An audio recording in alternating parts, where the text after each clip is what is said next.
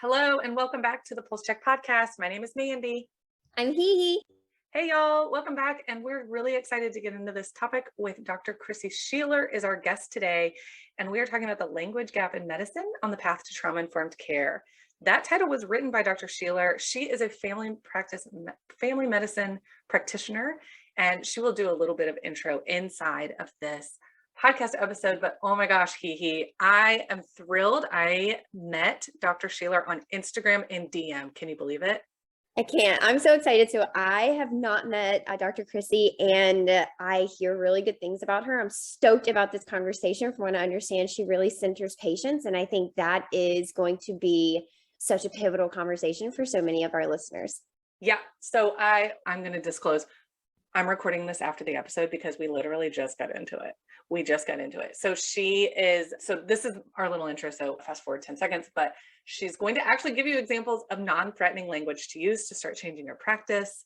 And we got into like a pretty heated discussion in our DMs that we share with you about using different language. And she came in and wanted to correct me on my language. And I was like, oh my gosh, we're talking about stirrups. Here we go. So I encourage you to listen through to the end. She gives a lot of good resources, and her pronouns are she, her, and she's also asked us to call her Chrissy. So that's why we refer to her as Chrissy, but she is Dr. Sheeler as well. Thank you for joining us, and we'll just get into it.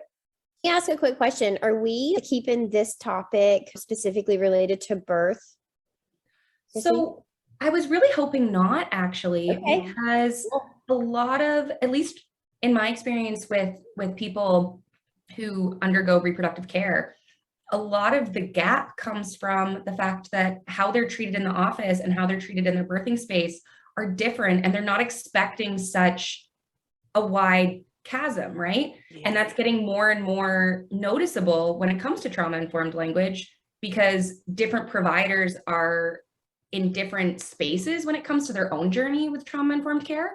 And so birthing folks or people who undergo pelvic exams or, stuff like that, I'm seeing this kind of disconnect between why does this doctor call it this or talk about this or do this, and this doctor doesn't. Yeah. And that's really becoming noticeable as I practice here in Canada, because in Canada, the way we do prenatal care is a little bit different. Mm-hmm. Family doctors will oftentimes do their prenatal care until like 28 to 32 weeks, and then transition to an OB-GYN if that family doctor doesn't have the privileges at the hospital. And so at like 28, 32 weeks, all of a sudden it's like someone speaking a different language sometimes. Mm-hmm. Mm-hmm. So. And that's your connection because you're in family practice. Yes.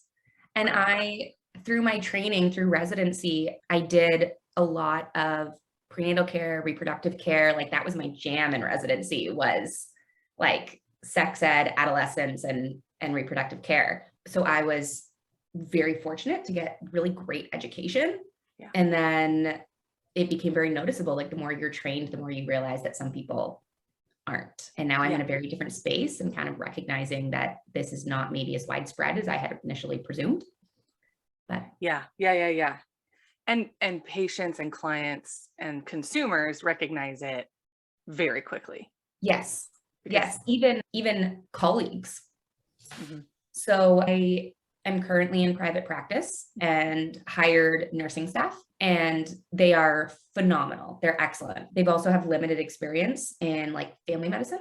Mm-hmm. So when we started talking about reproductive care, like specifically pap smears and pelvic exams, one of the first things that we kind of started doing was talking about trauma-informed care and what language do you use and what kind of things do you say to a patient versus what do you write in the note versus what do you tell me? Because they all are sometimes very different. Mm-hmm. And it was a little eye-opening that like these women who I work with who are medical professionals had also never been talked to like this before. So they didn't even think to say it from personal experience. Right. It's never been modeled. No. It's never been taught. It's never been said. It's never been modeled. And so they wouldn't have any idea that there's an alternative unless someone like you, a leader, or their facility, or they found a peer group Right. right? That's how we would kind of find that out, read a book, get onto social media and start being like, what is going on? What is this? What is Exactly. this reproductive health? What is this? Why are we saying this? Right. Mhm. Exactly. And it always blows my mind that the the spectrum, right? There's some people who go, whatever. And then I have patients who are survivors of sexual assault or have had really traumatic experiences with healthcare. And to watch their entire, like almost being open up the minute they are hearing this language is amazing to see. And the more you see that, the more you recognize, oh my goodness, this type of language is so important for so many people that I would never have thought had I not started speaking this way or heard someone else speak this way. Because you can see how it literally makes a safe space versus doesn't make a safe space. You can see it, you can feel it, it's just the energy. It's the way that your patient looks and talks to you and confides in you. It's what they share and don't share. That is huge. Can I ask who is initiating these conversations? It started out, sounds like just you kind of bringing this, but do you ever have nurses and colleagues that come to you and say like, hey, I noticed you said X, Y, and Z. I'm wondering why, or I want to start using this language, or I've never heard that before. Yeah, so it's kind of a mixture of both, depending on when you, I guess, start the story in my own learning. So unclear if, listeners will know, but medical training requires medical school and then residency. And residency is several years, depending on your specialty, where you are supervised to various levels of intensity by physicians who have, completed their training. They're called attendings. So when I was a resident and was in my first year, we call it our intern year, my program started by giving us a certain level of reproductive and trauma-informed training before we ever saw a patient to ensure that our skills in terms of pap smears and other kind of sensitive exams were there, and that we were doing things in I don't want to say supportive, but I guess respectful way. And I was incredibly fortunate that my attendings, my essentially leaders in residency, were very young, like only a couple years out of residency themselves, and had an incredibly diverse sphere of specialties. So like I had one who was very involved in LGBTQ and HIV care. I had several who were incredibly knowledgeable on reproductive and women's health. And so they were very forward and took the initiative to make sure that when they watched you or when they were involved in you providing this care for a patient, they flat out told you, don't say that. Do not say that. This is a better option. Or, she looked really uncomfortable. I don't know if you picked up on it, but you might have heard me say this, and this is why. And you kind of pick that up by osmosis a little bit. When I got into my second and third year and it became obvious that I had a knack for reproductive care and that I liked this stuff, I really wanted to kind of push that forward and made sure that my interns, so the first years in the program when I was a third year and chief, that they knew why I was doing what I was doing, and was very specific. If I was going to send an intern into a room, look, this is what this is going to look like. I like to say this, I like to say that. Later on, it became much more because I had gotten in the habit of it. And now with my current staff, it's much more learner led, where they'll ask me, why do you say this? Or you were in there for a really long time. Like, what did you guys talk about? And stuff like that, which gives me the opportunity to say, yes, absolutely, you're going to do the PAP, but I just wanted to make sure that there wasn't anything in their history that was going to make this really difficult. And so we could kind of talk it through and see if there were some strategies that we could come up with and stuff. And that has been really eye-opening, that change in the last couple of years, where people are more open to asking why people are having these conversations. One half a step back, that phrase is one of the phrases I think that contributes to this confusion, or like kind of like code switching almost. And I know that's not technically code switching, but it is right? Like code switching, my understanding would be in the African American, Black, Indigenous communities having right? A vernacular Yes. language, right? A cultural way of speaking that is culturally appropriate in their Yes. family's friend group, and then changing when they speak to white folks or predominantly white spaces. Yes. Is Because that they feel like they have to, because white people have made them feel like they exactly? must be a certain way, not because they want to.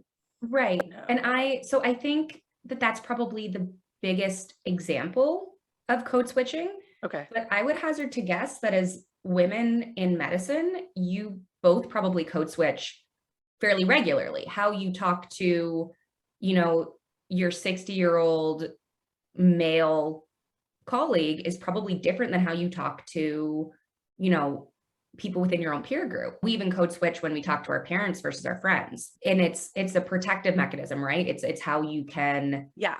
fit into that space. I think the biggest difference is that for a lot of folks, when they code switch, they do it for their own, I guess, comfort level versus like Black folks, from what I understand from speaking to people within that community, Yes.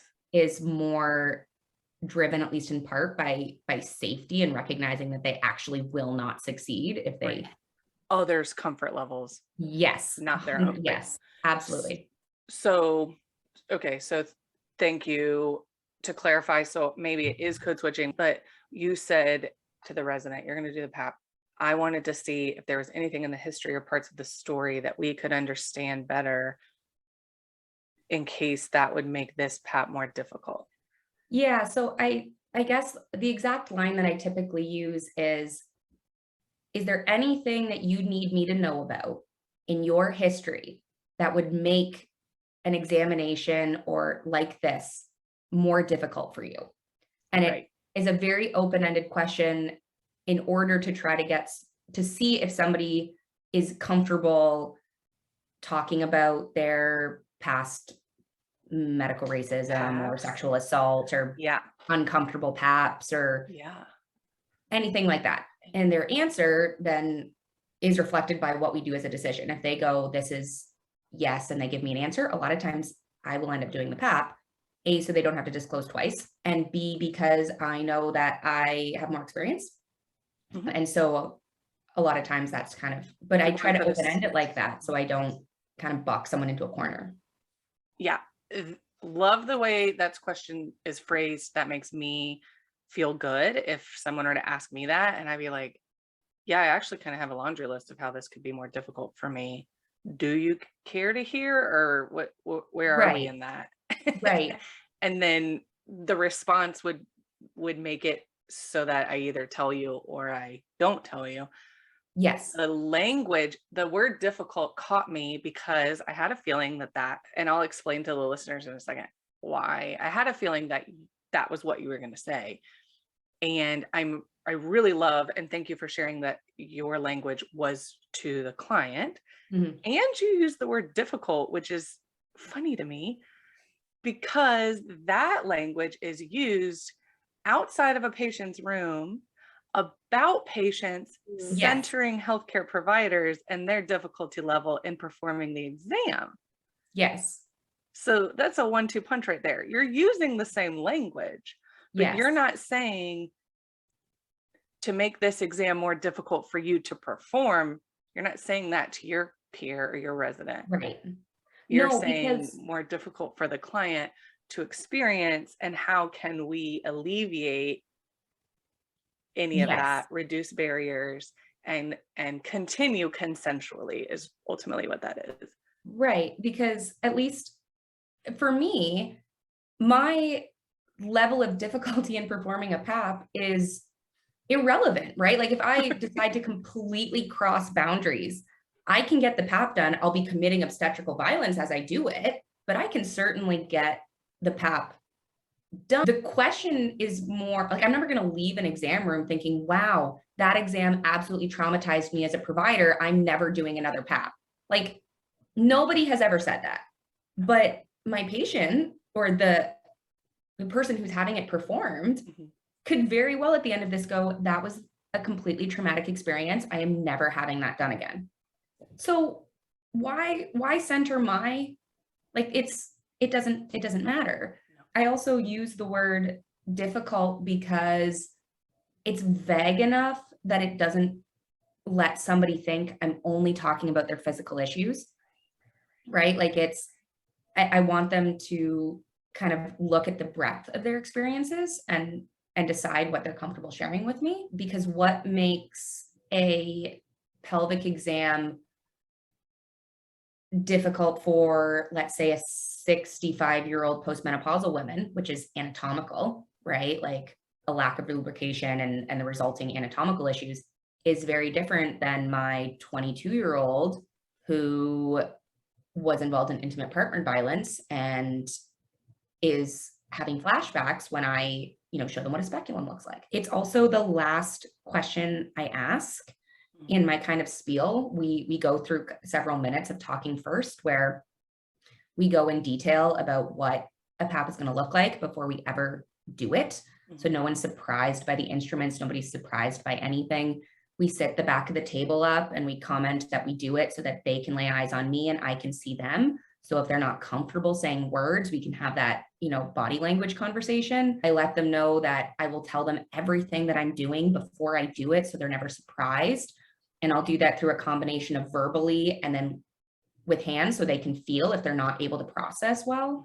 We talk about, is there someone you want to bring in with you? Do you want to be your support system? Do you want to listen to music? And if you do, how do you want me to communicate with you? And then we always finish it with, if you say stop, we stop.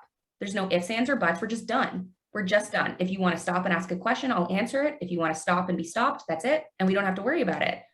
And so because we kind of go through that whole thing beforehand, it relays to them that this is really trying to center you and get you to be empowered in this moment. And so if you think there's something extra that we need to know about, then let's talk about it before we do anything. Since we're already in the conversation, right? Like, let's talk about it now. Because they're thinking that. Yes. This is bringing that up already. And you're anticipating that because you're the provider, you're the professional, you do, I don't know, 20 of these a day, more, less. So you should be, we should be anticipating that the next thought is going to be, but why do I have to have my top off?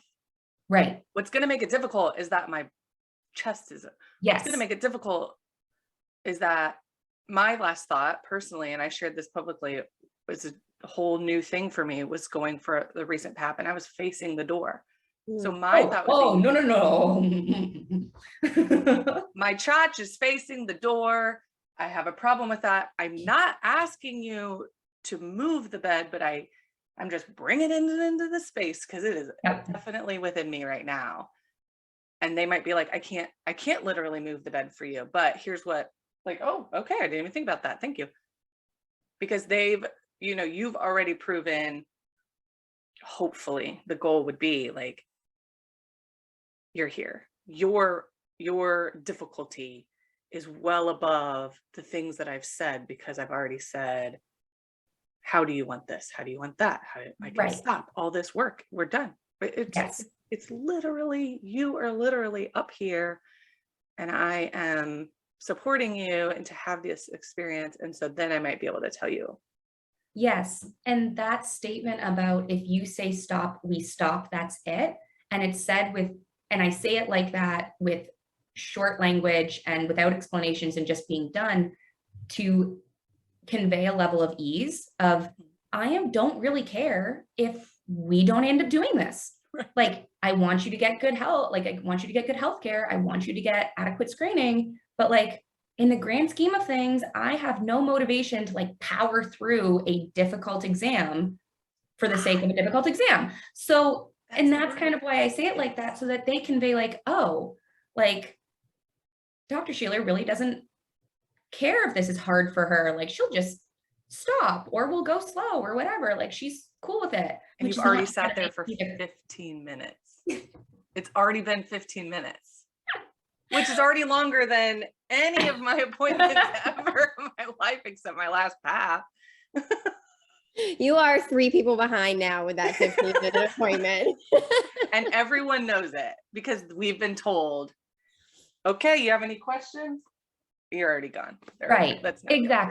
Exactly. But it's very few people that I've ever spoken to about like why I'm late to my next appointment has ever been upset by me saying, we were doing it, we just had to spend extra time talking about an exam to make sure that folks knew exactly what was going on, or I spent a little extra time educating, or, because that next person has got to come in for their PAP too.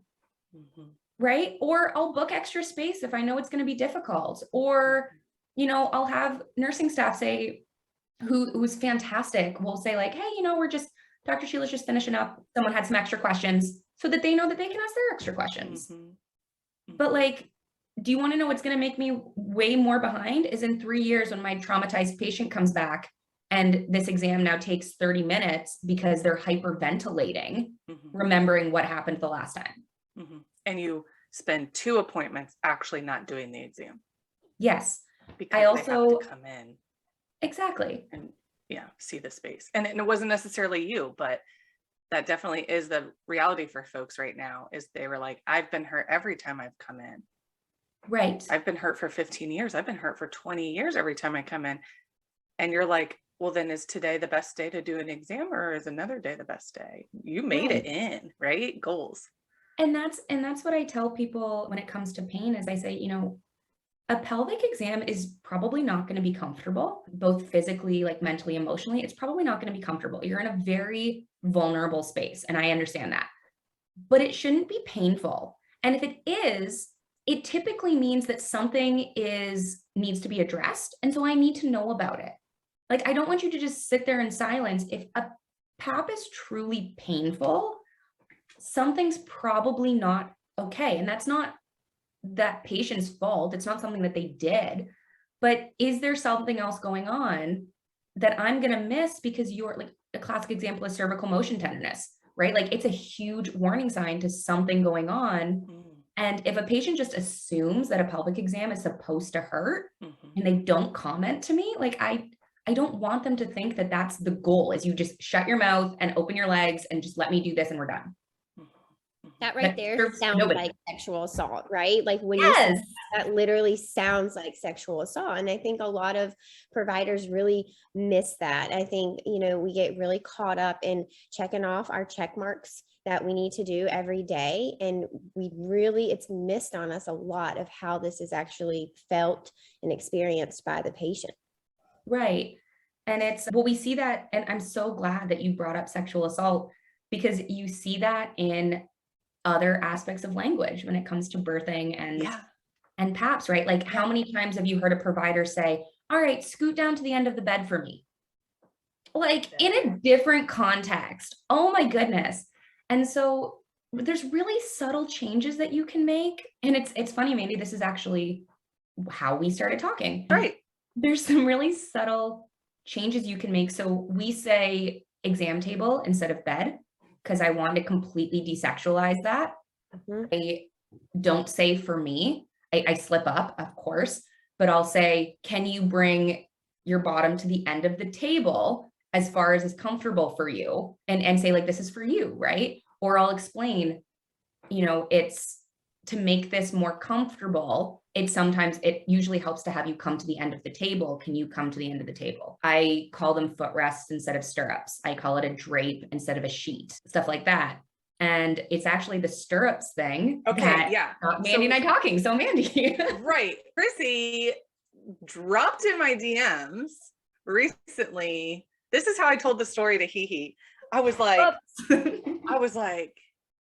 Chrissy drops into my DMs. And I was like, who is this person? Because people on the internet get feedback. And I know that, and HeHe knows that. And so I was like, someone's coming into my DMs giving me feedback about what I said. And you just have to like be in a place for it. And then I read this message, and let me read this message to you. Oh, dang it. I didn't even put that part in here. It was. Hold on. I probably have it in I probably have it like flat out in my Instagram DMs. The very first. All right. Let me see. Okay. It wasn't clear it was kind of clear. Ready? Dramatization. And for listeners, my Instagram does not make it abundantly clear that I'm in healthcare or a physician. And that's for my own kind of safety as whatever. So it's privacy. So it was just like part of a name and then your random picture and then like a dog or something. Right. It's some random brunette who's like messaging Mandy. It says, hi, I love your account, the info, the advocacy, honestly, the whole vibe. You're doing fantastic things. Are you open to a constructive suggestion in regards to some of the language that you use often? And I sent it at like lunchtime on a and that's what I got. And I was like, am I? And like I am trying to run a very trauma aware, like facing business, internal business. We've done so much work this year on like timing and white supremacy pillars and things like that. And like, how can we really be critical about it? And how can we feel good in ourselves? And usually when we feel good in ourselves, we're doing something different than a white supremacy pillar, different than we've been shown, different than we've been told to do. And I say that because the folks listening are learning a language from you right now that's different than what they've seen, that's different than what they've learned and said before. So we can rattle something off in 15 seconds. Do, do, do, do, do. You want this, you want that, you want this, blah, blah, blah, blah. And intake is done and boop, boop, boop. But it's not like, it's going to feel different when they start using different language. And so it feels good inside. It's the other things that are going to feel like they're unraveling, like the timing. And someone might be waiting for me. And I don't know how someone's going to respond because this is new language for me. But inside, it's like, I think I can handle the response because I think this feels right. So I read it again and I was like, okay, well, they didn't message again all the things that they need to tell me. You literally just said that. And I was like, well, because that's what I usually get. And I'm like, okay, yeah, I'm in a space, but like, I get it all the time and I respond. I try to be very assertive when I respond because I am not open to getting bitch slapped in my comments without warning and from someone who is like rude but it didn't sound like that. So I was just like, can you introduce yourself? I think I said. Yeah, well, you wanted to know if I was some random person or like who I was. And so I think, so you said, sure, what's up? Do you mind introducing yourself? Your account is private. And so because you had agreed to hearing what I had to say, but I could clearly tell that you really kind of wanted context first, I started by introducing myself and then basically said what I had wanted to talk to you about because you had given me an opening to do it. Like you had agreed to doing this. And had you not said, sure, what up? If you had said, I just want like, do you mind introducing yourself, whatever first, then I would have just introduced myself and I was needed for you to say, what did you want to say? I was open because I didn't need you to be a certain thing. I just wanted a little back and forth of transparency, which is my assertiveness, because folks feel like I've seen Mandy for 3 years on here. I now can tell Mandy that she shouldn't be talking about VBAC because VBAC is dangerous and deadly. And I'm just like, thank you, not here for it. And also incorrect. It's very one-sided. Like I'm giving into the internet and people are like, why don't you teach about this? I'm like, hold on. Right. But yes, I was interested in an exchange. I didn't need you to be a certain person. I needed a little bit of like transparency relationship. And I thought, who asks permission? I was like, okay, I'm interested. Who asks permission? And I was curious. And then you said a little bit about yourself, that you're in Canada and the US. Yeah, so I did all of my training in the States, like in the Midwest, and then I'm Canadian. And so when the pandemic hit and the city that I was in got absolutely rocked, I ultimately decided that I wanted to go home to practice. So I was board certified in the US and then came and got my license in Canada. So I've seen kind of both healthcare systems. And I think I mentioned that like what my clinical interests were and that they were reproductive health and all that fun stuff. And then I kind of dove into one of the things that we talked about here and kind of leads into another topic, which is you had made this really great video that was aimed at letting like informing and allowing patients to advocate for themselves in regards to the use of stirrups within the birthing world. And you were kind of specific about like during labor. And for someone who is very deliberate and intentional on their language when it comes to that, stirrups has it can have a certain sexualized aspect to it, Right. which can be triggering for people who, even if they haven't, experienced sexual assault, can just be triggering because it's like a weird exam where someone's like all up in my space and they're saying words like, so I had said, hey, like, you might want to consider, using another phrase. And I had given other examples, but it opened up this really wonderful conversation about what I call the language gap, which is you really wanted to make sure that, first of all, the way you use stirrups and footrests, those terms in the hospital in a birthing experience are different than what they mean in the clinic. So, Okay, how so?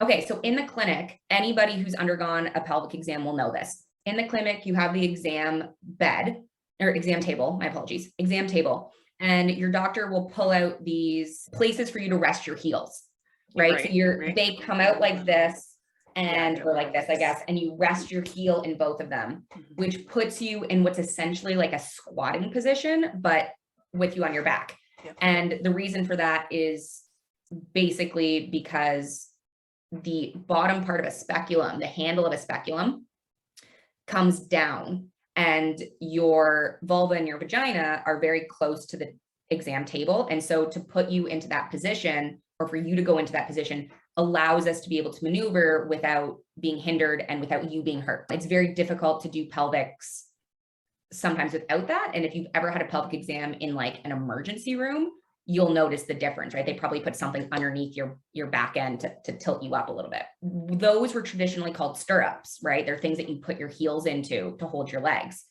Trauma-informed language basically says, maybe stop doing that. And so we call them footrests because it's a place where your foot rests. And when I was in my training, they called them footrests in the hospital as well, because we had birthing beds that we just called them footrests and said, how high do you want these footrests? Do you want them lower? Do you want them up really high so your knees are like up by your ears? Like, how do you want these? Your video called them stirrups because I think where you guys are, they're two separate entities. There's a footrest where you can place your heel, and then there's a higher, like, I guess almost sling thing where your legs get put into. If you're thinking like old school medical shows, it's like the thing that people with broken legs would put their leg into to like hold it up almost. OR. Yeah. So very different. Those stirrups that I am talking about, it's a whole mechanism. Yes. So you pull it out of the bed, of the labor bed, and it could be a footrest. You put your whole foot there. So it's as long as my arm. And you can put almost as long as my arm, you put your foot there, or the nurse would spin the whole thing around, lift up this other cradle, and you cradle your calf in that. Yes. So we call that entire mechanism a footrest or a leg rest. So we never called it a stirrup. It was either a footrest or a leg rest, with the idea being that this is where you rest this body part. Right. That even when you were practicing in the US, you had that, or only when you were back in Canada? So in the US, I had never heard somebody call it a stirrup. I knew they did because of my own experience and from like some older docs, but like everybody called it a footrest or a leg rest because we didn't use them very often. Like you held your own legs or your support partner did, or nursing asked you. And so if you put it there, it's because you were literally taking a rest. And so we called and didn't want to hold your leg anymore. So I had reached out to you, Mandy, and was talking about this. And you basically said, or the thing that kind of hit me the hardest was, I never want to feel, I don't want to mislead patients. I don't want them to have me say a word like footrest and make connections and then get into a birthing space and be, I guess, I don't want to say surprised, but then be hit with this different thing, like this thing that they weren't expecting. Because your ultimate goal was advocacy and education. And I was just coming from a different space. I was coming at it more from like provider to provider. Yeah. And so we chatted about it, and it brought up this conversation about the language gap, which is that we're now at this impetus where, as more and more healthcare workers and providers start using more sensitive language, like trauma-informed language, gender-neutral language, like all of these different languages, while the rest of healthcare doesn't, Right. we are now forcing patients into learning multiple languages, right? They now have to know that a footrest and a stirrup might be the same thing. It might not be the same thing. I have to ask my provider if it's the same thing. I need to like use context clues about what my provider is directing. Like all of this stuff, like is an exam table and an exam bed the same thing, right? Like, is this paper sheet the drape, or are they going to put a drape up in front of me, like in the OR? Like, do I get am I going to get a sheet? Like, what is? Yeah. It looks like a bed. It has sheets and pillows, but you call it a table. Right. But it's actually where I sleep. Yes. And it feels like shit. Yes. What the fuck is this? Yes. Is there a table coming in? Do I get on that table? Because in the Right. office, you call it a table. But Right. in labor and delivery, the table actually has all of the tools on it. And no Yes. person gets on it. There's wheels. Right. Like one person calls this a stirrup, and then so like, am I like standing in it? And then someone else calls it a footrest, but then that other person called this a footrest. And like, do I rest my feet on both, or where do I put my leg? Like, does my leg rest on? Like, It's actually a leg thing, right? And then yes. there's a whole thing in the OR that's even more a monstrosity that you are describing, which is like, and I'm very, I don't know the word, colorful and very abrasive, some folks would say, and mostly providers come at me and say, you can't talk about stirrups like that. It's going to scare people. And so Yeah. I felt my internal body reacted to your message. Right. And I don't know, I don't know, I'd have to look at the timing, but I probably didn't respond right away. And I usually don't, because I felt I didn't. I like read it, put it away. And that's like a totally valid and appropriate thing to do, right? Like and it's interesting because, and I don't mean this in any like sort of way other than exactly how I say it, which is your reaction to that comment is not far off how some patients who have been traumatized have reactions, right? Like there's a delay in, oh God, because it's an uncomfortable, yeah, it's uncomfortable, right? Like they don't know how to process what we're talking about. And so there was a bit of a delay of like, I don't, a word that made me uncomfortable. I don't like that, which is really interesting. So we kind of go further into a conversation about it. Yeah. And it was a very interesting conversation. And I'm so proud of us. Yeah. Good job. I'm so proud of us. Look at us. We're proud. I am like, I am traumatized around stirrups. And that's like very understood personally and professionally. Like when you said no provider's going to leave a pap smear and say that was the most traumatic pap smear I've ever experienced, I'm never doing pap smear again. I actually would believe that even a listener right now would associate a pap smear that they've done or witnessed as traumatic as a secondary or vicarious trauma because their client was traumatized potentially or reacted in a traumatized way. Yes, I think I should provide a disclaimer for that. Yeah. No person who genuinely cares about inflicting trauma or understands that this can inflict trauma is going to leave a difficult pap and say that. Because if you don't recognize that a pelvic exam can be traumatic, right, you are not thinking about the fact that it was traumatic. You're just irritated that this took you 30 minutes. right. And like, you're just not, and you don't know what you don't know, right? Yeah. And you can still feel a dissonance. You can still feel that it's supposed to go this way. We're all upset. Right. Why are we all upset? Why are we supposed to be doing it quick? Let's get it done. Everyone has 11-minute office visits. Everyone has 11-minute office. We have to, this is how it goes. Let's just go. This is difficult. They made it difficult for me. But in reality, what might actually be difficult is their difficulty is hard to see or I love what you just respond said. to. You said they left going, they made it difficult for me. Yeah.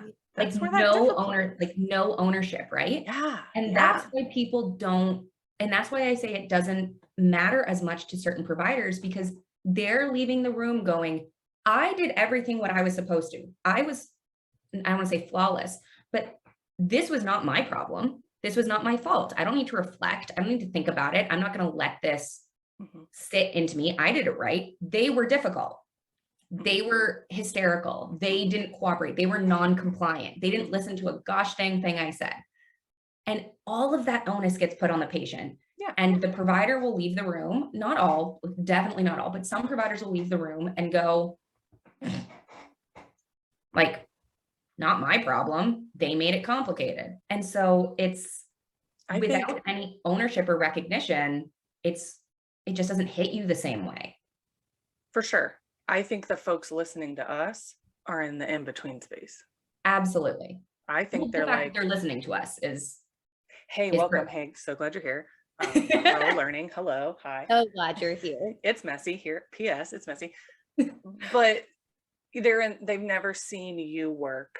They've never shadowed you, someone like you. Nurses have never been in, L&D nurses are very separated from each other. They come in emergencies when it's almost the worst kind of experience to share with each other, right? These traumatic, innately traumatic, but also the language and all of the autonomy and all of the consent is out the window often.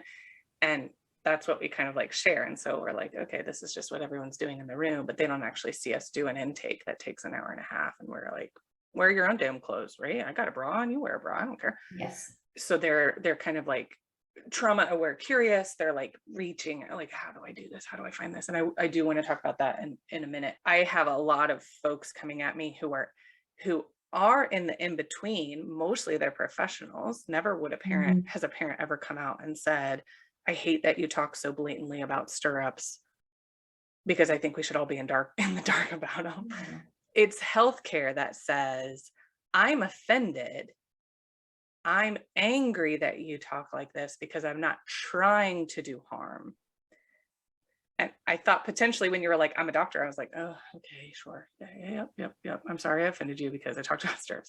But really you're like, how do we help the language? How do we grow this team of trauma aware professionals? Because it is our responsibility to be trauma aware. Is it our responsibility to be doing this work behind the scenes? Even though I really love that we're kind of doing it not behind the scenes. Yeah. How are we going to change this language, or how is it supportive language to clients, and how do clients not have to do all the heavy lifting on it? Right. And I think you can be intentional about having those conversations with other providers and other members of the care team without necessarily being, overtly teachy. And so like something as simple as, Mandy, if I'm the physician and you were your L&D nurse and you said the word stirrups, just even as we were popping out of the room saying, hey, when you said stirrups, which part were you referring to? And you tell me, and I go, oh, we've always called those blank. We kind of find it's a little bit more, it's less triggering for some of our assault patients or some of our whatever. And basically leaving it at that. And if you want to ask more and have a deeper conversation, then fantastic. And if you don't, also totally fine. You're not quite there yet in your journey, but at least you've heard the term. You've heard the other term. And then when I say the term multiple times going forward in the birthing experience, we're on the same page. And you know why I'm saying it. And you might want to ask more questions. You might not. But at least you have now recognized, but that implies that is dependent on somebody within the sphere of the experience prerequisitely having the knowledge. Yeah. And in a lot of spaces, they don't. Yeah. And so to the point that like I have spent time with folks and explained things to provide them with advocacy to go into other spaces, right? So like, I'm referring you to so and so, you know, you might want, like, you can probably expect them to do blank, blank, and blank, Right. or, you know, you might hear some different language from them when they say this, they probably mean that. Or if you're curious, if you haven't heard something before, ask them. And I've even said, like, if somebody, because I've had this experience, I've told patients before, if you don't understand a term and they look at you as if you are dumb for not knowing what that term is, put the onus on me. Say, blame me for that. Yeah. Say, oh, my physician has always said blank. Yeah. Because it's not your problem that we speak in a language that you don't understand. Yeah. It's not on you. And I have no problems taking that, because I'll have that conversation with the other person down the road. Sure. Like that's fine. It's actually a great opportunity. Right. Excellent. Yes. I'm relishing the opportunity. I would love this conversation, because I'm actually sending people to you and I'm like a little wary. So if we could just open delightful. Grab a coffee, take a seat. Let's have a conversation. chat, because I'm going to listen a lot and you're going to talk a lot, and then I'm going to flip it and be like, or we could step into 2022 and understand that the majority of folks that we're working with need a unique, individualized experience. Yes. And the way you say it feels really good. Like, it is not anybody's fault that we speak this language, but ours. We've decided to like speak in ways that speak in our medical terms, right? Yes. And like you said in our conversation, we're not getting clear for ourselves, for each other in the healthcare professional space on these words, which is a really exciting opportunity, because you and I specifically spoke about stirrups, and I specifically used the term stirrup. Yes. Because of the intention behind its use at the majority of the time in the country that I'm in at this time. Now, everything I say on the internet, like if you hear something on the internet and it does not apply to you, then that means it does not apply to you, right? Everything on the internet. But often, more often than not, and I can back it up with receipts of tens of thousands of comments, clients, students, that the intention behind the stirrup is not a footrest and it's not an option. Right. And that was and I think I said in our texting conversation, I basically had to pause and stop, because that had not been my experience. Like, I knew about it. We had talked about it extensively in my training in regards to obstetrical violence and consent and informed consent and what that looks like, and trauma-informed language and all of this stuff. And I was like, my co-chief did her major research on obstetrical violence, and she was a close friend of mine. Like, this was not new. You're in a unique container here in the Midwest, wherever you are. All of our listeners are like, where'd she go to school? Yeah. No, I very much was. And that was fought for, right? Like, it was to the point that, you know, residents would come back from certain experiences and be like, what did I just witness? That was so not okay.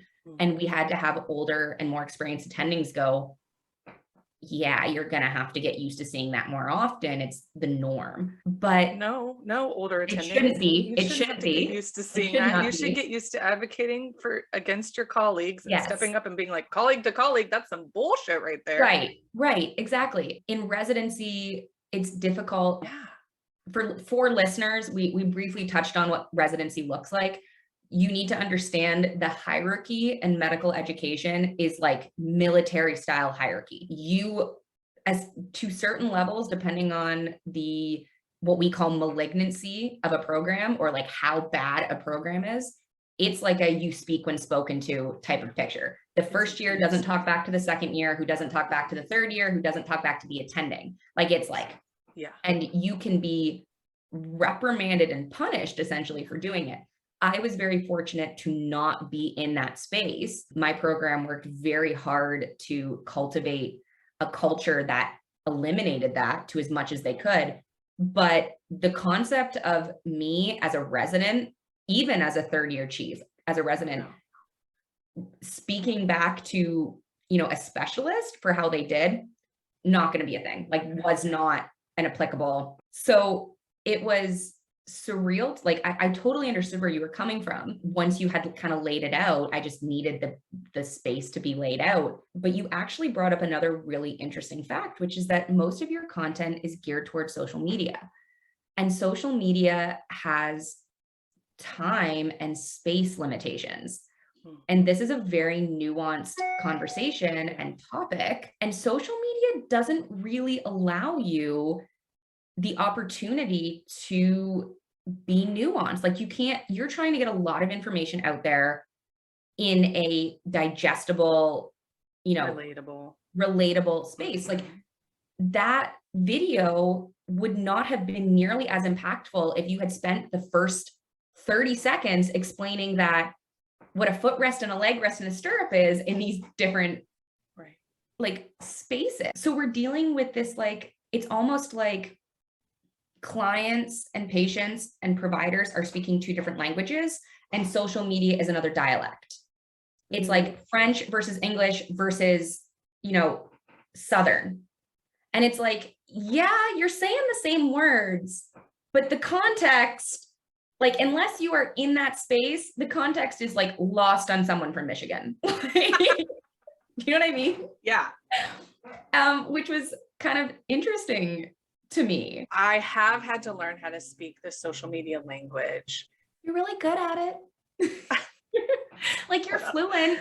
Changing a lot of lives. It's really hard to be this bridge between two different languages and try and impact people so that they feel empowered when they go in.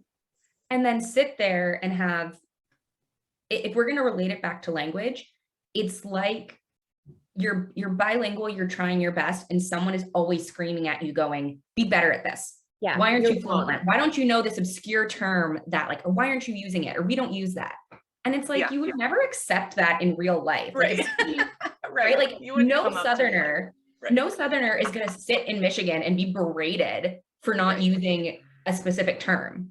I'm going to cut off Dr. Sheeler right here and see you all in part 2 of the language gap discussion in medicine, where we give a lot of examples, a lot of scripts. We continue this very emotional conversation in part 2. See you there.